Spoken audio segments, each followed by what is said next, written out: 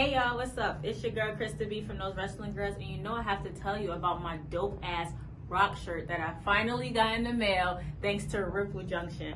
Ripple Junction is the best place to get all your authentic tees, whether it's WWE, whether it's The Office, whether it's any show that you love and mark over. You go over there, you order your shirt, you put it on, and boom. Also, you have to use the code Those Wrestling Girls to get 15% off your purchase. So what you're going to do is you're going to go to ripplejunction.com, order your shirt, type in the code Those Wrestling Girls, and you're also going to tell them that we sent you. And on that note, it's your girl Krista B, and I am out.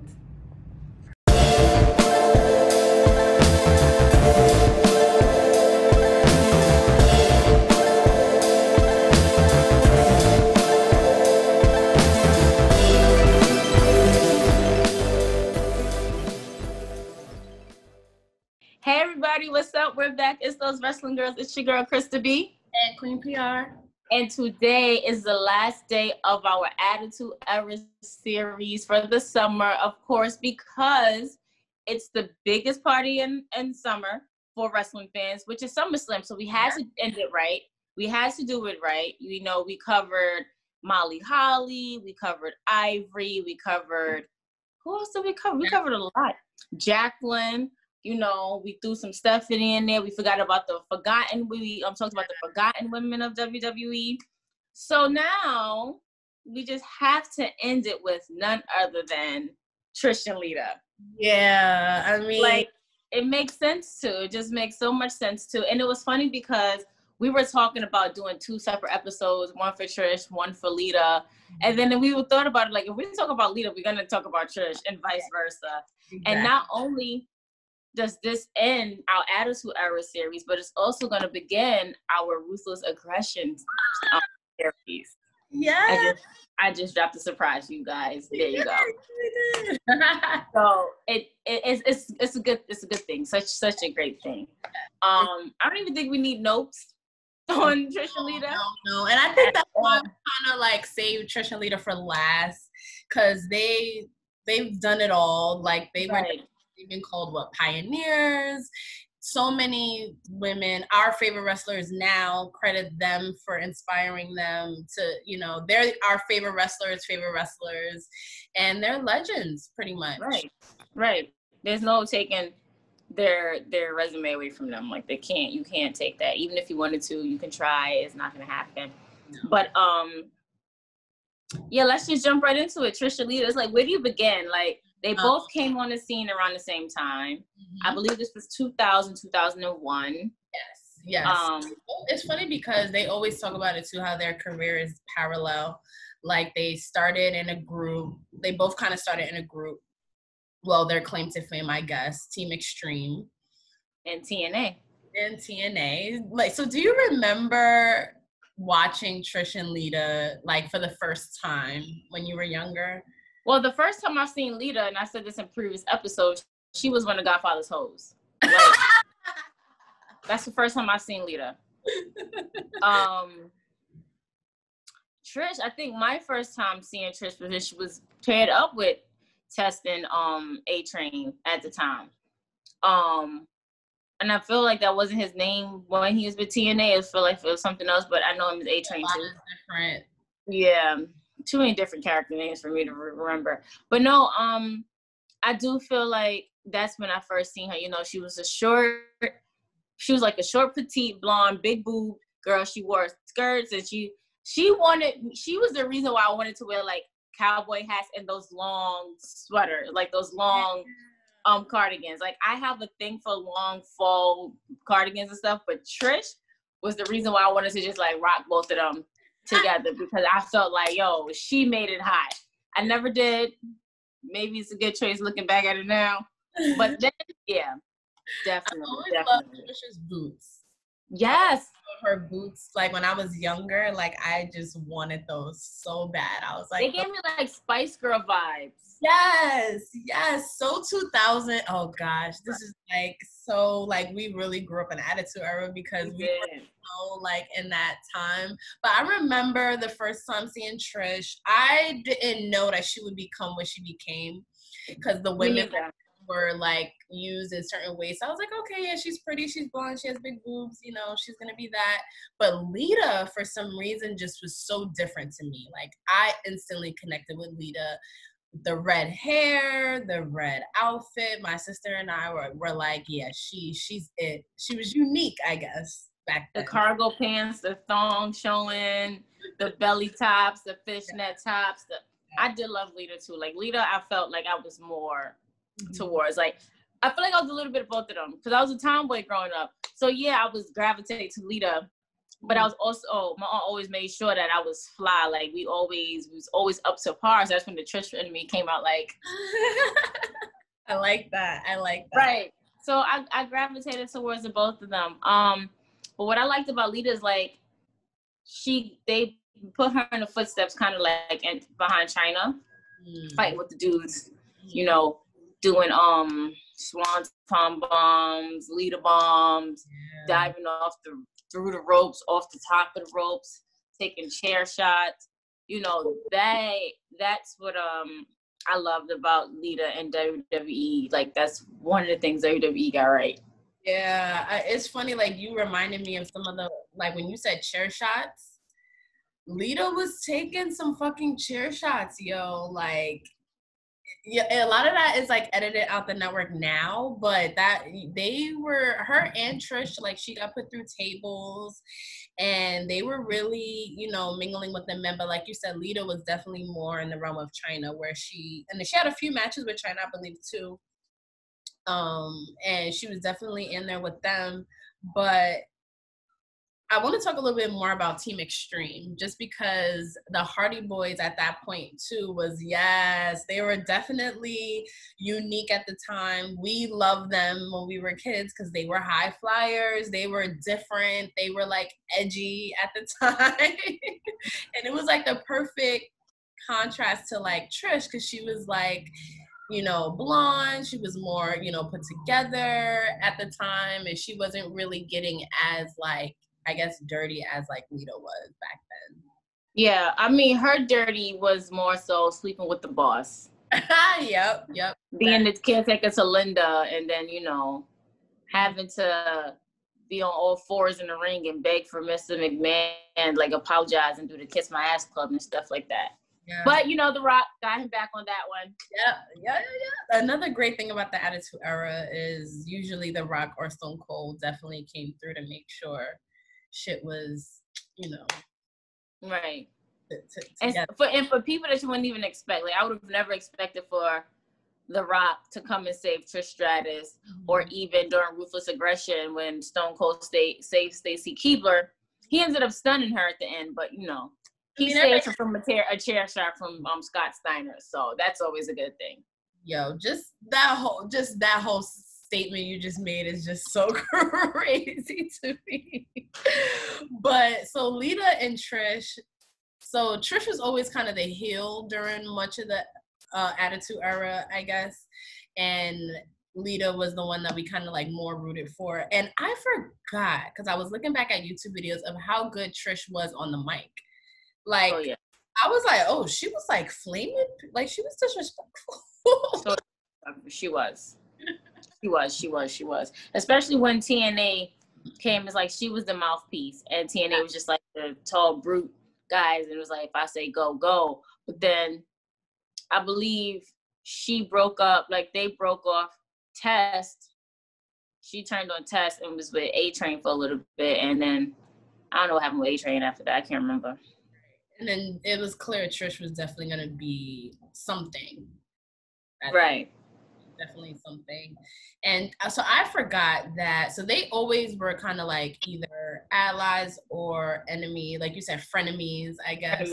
Definitely frenemies. Definitely frenemies throughout pretty much their whole career. That's why I was kind of like, we're going to kind of talk about them together because they're so intertwined. And I didn't realize that Trish interfered when Lita was trying to get the women's championship from Stephanie McMahon. So it's so many different, I guess I'm also like plugging our episodes because we have a Stephanie McMahon episode too, where they always kind of was intertwined. They always mingled, like, Yeah. It's fine to plug our episodes. It's fine. They'll always mingle. They won't watch it anyway. Yeah, they gotta listen to our whole Attitude Era playlist. Because there were times where they were allies, where they stood up against other people like Molly Holly and Gail Kim. And then I also, I guess I didn't forget, but it was nice to rewatch that whole Chris Jericho, Christian, Trish love triangle. Like Lita even was involved in that as well, by kind of putting the bug in Trish's ear. And so even just seeing how things you don't even know that they were kind of involved together, like they were. Right. Yeah. And the whole bridal shower for Lita when she was about to marry Kane and all of them was there. And Lita was like, what? Nah, I'm not. This ain't it. Yes. This ain't it at all. Nope. Yes. But it's funny because when you think about the women of the Attitude Era, you always think about Lita and Trish. Like Lita and Trish. Because also WWE puts the spotlight on them, which, I mean, is granted they're both in the Hall of Fame. I think Trish went in 2013 and Lita went in 2014, and they inducted each other, which I think, I mean, who else was really gonna... It was only right that they did. It would have been stupid for anybody else to induct them. Yeah, they were definitely, they had to do it. They had to do it. So we also can't talk about Trish and Lita without talking about the history that they made with their Raw main event. Well, I was just about to say that they were like the first women to main event Raw. Mm-hmm. That's huge. For the championship. And I remember watching, I think it was a special leading up to Evolution, and they were talking about how they walked in and they was looking for their match on the card, like to see if they was on the card. And Trish was just like, wait a minute, what? Is this a mistake? Like, we're main eventing Raw, like we're the last match. And at that time it was, I mean, it's still a big deal now, but at that time it was such a big deal because like we all know, the women really didn't have those chances and opportunities to main event, to even have a more than a 5-minute match. So now you're main eventing, and main events is usually between 7 to 10, 10 to 15, 15 to 20 minutes long. And you have to sit here and carry that. And I feel like them carrying that led into Bayley and Sasha's Iron Woman match, Last Man Standing match, and NXT TakeOver match. Like, because these women literally were just like giving their all 110% every night to prove themselves. So when I remember watching that match, I was just like, for some reason, like watching that match and getting that big overview of the crowd when they're coming out, it just looks so bright. Yeah. It just looks like their main events in Mania or SummerSlam was like their main events in a big pay-per-view event. And I'm just like, now looking at it now, I'm just taking it back and saying it all like, yo, like these women are they really did their shit. Like they really did their shit. Mm-hmm. And it's even more interesting because during that time you had like Stone Cold, The Rock, Triple H, who would normally be the main event. But now the women, people are so invested in the Trish and Lita feud at this point, like they warranted the main event. Like people wanted to see that. And for women at that time, that had to be huge. Right. Definitely. It's still huge. Yeah, right? And even now, like the women main event all the time, we complain. Well, I maybe shouldn't say we, but like sometimes they don't get as much screen time as we think they should. But it's like they get way more than the women did back then. And it was only a focal point on 2 women. So I think like just to see like how far we've come in that regard is crazy to me. Right. So just some quick little fun facts about Lita. So she was champion 4 times. And she had a retirement match against Mickie James. And like we said before, she was in the Hall of Fame in 2014. And countless women. You said she was champion 4 times. Mm-hmm. Yeah. And so many women say that she was their inspiration and how she was different and how she inspired a lot of people. I think about that picture of AJ Lee crying, meeting Lita, and then being able to be a wrestler like her is really cool. And then Trish, she was hardcore champion. She was champion 7 times. And that seems like such a lot at the time for a woman. Now probably not, because Charlotte's been champion like gazillion times. 16 times, like her dad, like crazy. But for her to have been champion 7 times, like she at one point held the record for the woman with the most championship reigns. And I think that was she definitely deserved that, because Trish definitely changed the game for sure. More so after the Attitude Era, I think, or showed, what she was really capable of. But Trish definitely deserves all of the accolades that she gets. Right. I just want to be able to sit down with like those who was in the Attitude Era and carried on into the Ruthless Aggression Era, to ask like them personally, what was your favorite era to be in? Like, at a fan standpoint, we're gonna automatically say Attitude Era. Yeah. Because Attitude Era was more raunchy. It was really, really raw. It was really real, Yeah. It was no F's given. No F's given. Ruthless Aggression, they tried, but it just really wasn't working out. Like, the only person that was really giving no F's were Stone Cold. Yeah. And then when he left and they had Triple H, when he came back when Stone Cold left in 2004, after his WrestleMania match for Rock, he left a little bit after that. But it just wasn't the same. Like, The Rock was in Hollywood. Triple H, it's like everything was falling on Triple H. You had John Cena, who was climbing up the ranks. You had Kurt Angle. And then you had the women just kind of fall back down because they tried to get it back up with these men. And then when the women started to come up, you had Victoria, Jazz, Molly Holly, Mickie James. Who else were in Ruthless Aggressions? Gail Kim. And still Trish and Lita still carrying on that torch. Like, listen, we here. Like, we still got to do it. So I just want to ask them, like, what were their favorite eras to wrestle in? Yeah, I would love to know what they preferred, because I feel like after the Attitude Era, their careers definitely was different. Like, got mixed up with the whole Matt Hardy situation, and then she got turned into like a slut. That was like her role, which was like, looking back now that I'm older, it's very disappointing that someone like Lita, like that, and like even the way she left, like that was kind of what a lot of people remember her for a long time, which kind of sucks. I mean, no shade, no tea, but it's kind of a full circle moment. You come in as a hoe, you leave as a slut. I mean, that is how we first saw her, though. Like, I mean,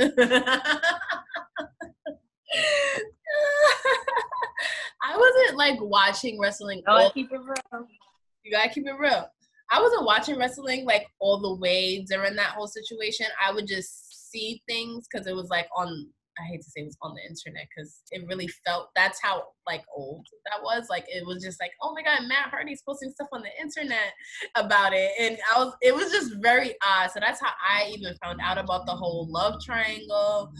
But I'm glad that like she sort of kind of was able to redeem her image a little bit. Like, she presented the new women's championship. That was cool. You became a commentator. Yeah. She did some stuff, but like Lita always they always held Trish in a very high regard. Like, her image always sort of stayed intact. They always talk of her fondly. Her retirement match was in Canada, where she won the championship. Like, how more perfect can that be, against Lita?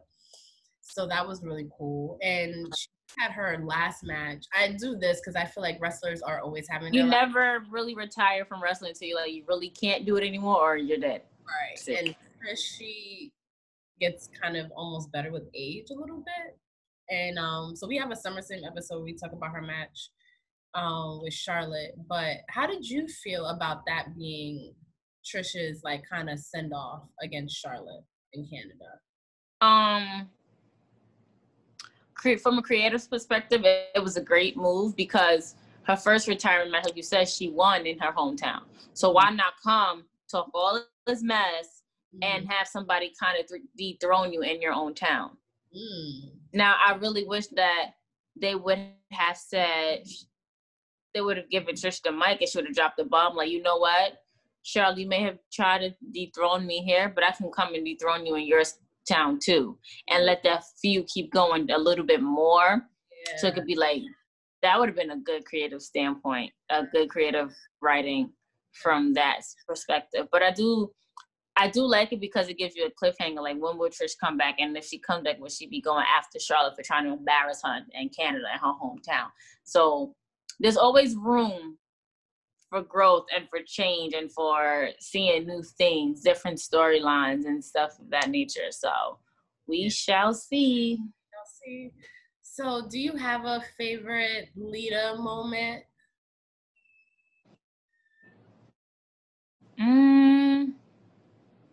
Do I have a favorite? I don't know if it's like a favorite Lita moment, but I know when she first came and she was with the Mexican wrestler. I can't think of his name right now. Rios? And they tried, I say Rios? Yes, I say Rios. And they tried to make her look like that typical Mexican girl with the lip liner and the hair and the earring and all that. Gross. So I don't know if it's a moment, but he had lost a match and he was so mad and he was like speaking Spanish to her. And you can tell that she knew nothing he was saying. Like, her face, it was just like, what, huh, what? Yeah. And you could tell, like, she knew nothing at all. And I look back at that and I just sit there and laugh. I'm like, damn, like, this girl, real name is Amy Dumas, and y'all got her as Lita because she looks Mexican and she don't speak a lick or understand a lick of Spanish. And y'all just gonna put her out here with a Spanish speaking wrestler. I can't. It's funny. I didn't remember that until you brought it up, and that was actually like really funny. I think my favorite Lita moment is anytime she's with the Hardy Boys. Like, that just sticks out to me so much.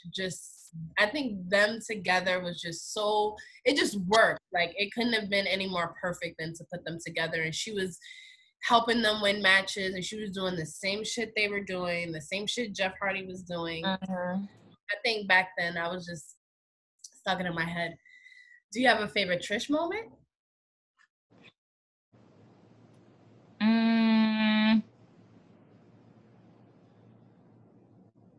I don't know, because Trish was just like a boss bitch. Like, she was. Her feuds with Stephanie and Linda were classic.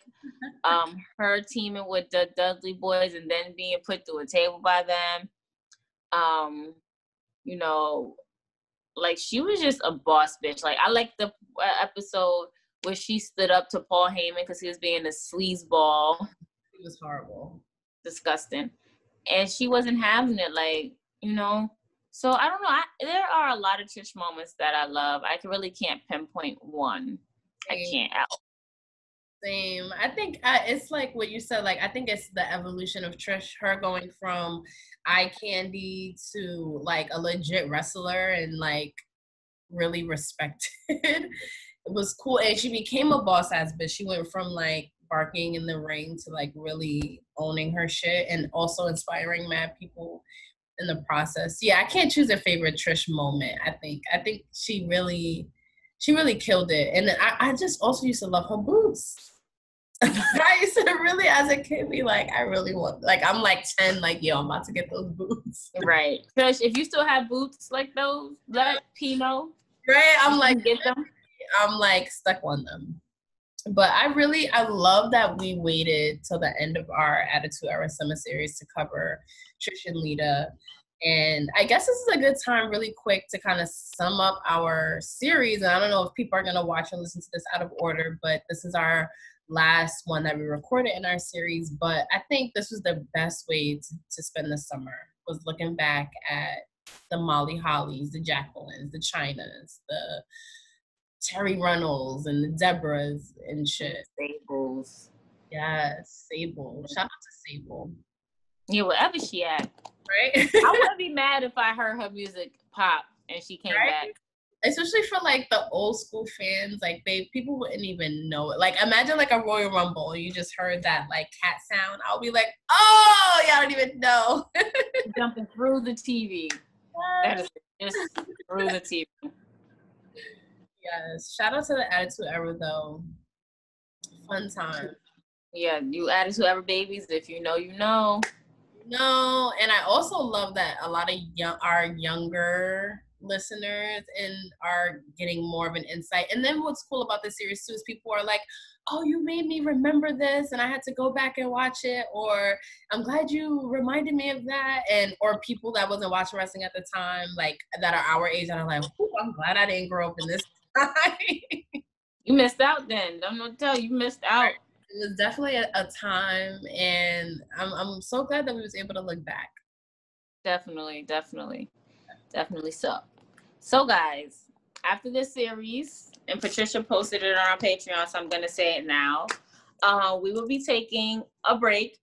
Yes. We literally been going headstrong since January. So with all this nonsense that's been going on, like we are so happy that we were able to provide an outlet for you to get your minds off of, COVID, Kobe Bryant, Pop Smoke for those who are Pop Smoke fans.